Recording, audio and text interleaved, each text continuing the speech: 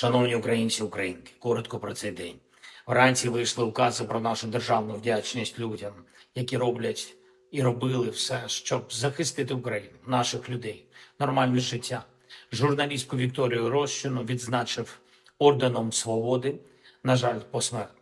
Вона була для багатьох уособленням свободи, і дуже важливо, що зараз її пам'ятають всі, пам'ятають українські журналісти, багато небайдужих людей.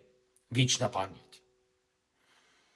Відзначив також званням Герою України наших воїнів, підполковників Романа Онопрійчу та Миколу Шевчука. Це хлопці з Служби безпеки України та Національної гвардії України. Також полковника Олега Мироненко, теж нацгвардійця. І ще 3 воїнів Збройних сил України і дуже міцних хлопців я відзначив хрестами бойових заслуг. Це воїни 5-ї окремої важкої механізованої бригади, солдати Євген Нетесаний та Олександр Курце і сержант Володимир Гузенко. Хлопці проявили себе надзвичайно хоробро, надзвичайно стійко в боях на Донеччині, Покровському районі, на позиціях в Андріївці. Пишаємось такими нашими воїнами.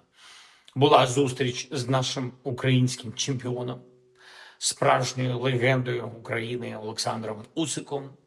Я подякував йому за перемоги, заради України і українців, за нашу мотивацію, за український характер, який демонструє себе світові. Ми домовились з Олександром, що він також допоможе Україні на міжнародному треку у відносинах з Сполученими Штатами Америки. Україну мають чути на всіх рівнях. Українську силу точно чують. Ми обговорили також розвиток спортивної інфраструктури, підтримку спортивної активності молодих українців. Все будемо реалізовувати. Сьогодні ж я зустрівся з очільниками НАБУ та САП, Семеном Кривоносом, Олександром Клименком.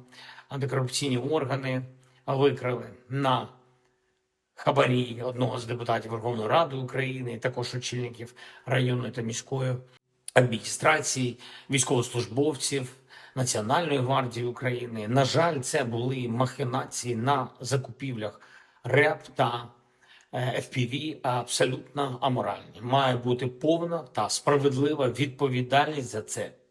Я подякував очільникам антикорупційних органів за цю роботу, за такі викриття. Я хочу подякувати за командну роботу. Є всі можливості у НАБУ і САП, щоб працювати ефективно. Ми розраховуємо на справедливі вироки.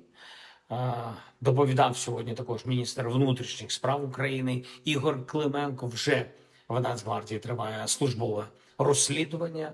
Я очікую на серйозні результати по всіх підрозділах логістики в Нацгвардії.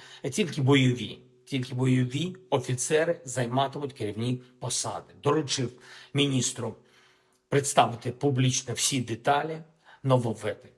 Також була сьогодні доповідь голови Служби безпеки України Василя Малюка. Я хочу подякувати за наші спеціальні далекобійні операції на території Росії. Це дуже відчувається, і кожна з них відчутна для ворога.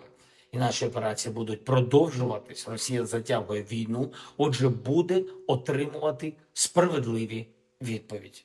Були на тижні і відповідні реалізації Служби безпеки України проти тих, хто послаблює наш захист, викритий достатньо серйозний російський агент у повітряних силах, і також екс-посадовець Міністерства оборони України, який намагався заробляти на закупівлях продуктів для нашої армії. Всі наші органи правопорядку та кожен, хто на своїй посаді, повинен захищати нашу державу та наших людей. Усі мають давати результати для України, для нас з вами, для стійкості нашої, для справедливості в Україні, для захисту України і захисту всіх нас, нашого народу.